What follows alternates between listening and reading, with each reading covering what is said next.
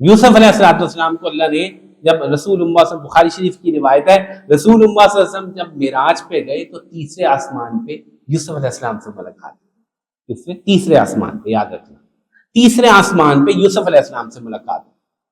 تو آپ علیہ السلام فرماتے ہیں وقت اوتیہ شطر الحسن، یعنی پوری انسانوں کو جتنا حسن دیا گیا ہے اس کا نصف اکیلے یوسف علیہ السلام کو ملا. یار کیا خوبصورت ہوں گے وہ، اب ہم تو دیکھ نہیں سکتے ابھی.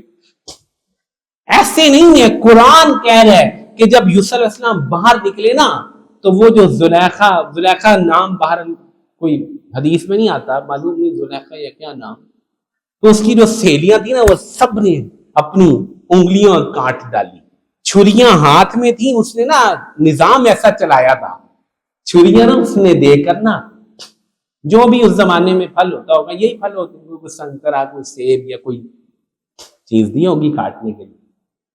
حسن ایسا تھا یوسف علیہ السلام کا کہ وہ دیکھتی رہ گئیں، اور وہ جو کاٹ رہی تھی پھل، وہ ساری پھل کاٹتے کرتے وہ چھریاں انگلیوں پہ چل گئی.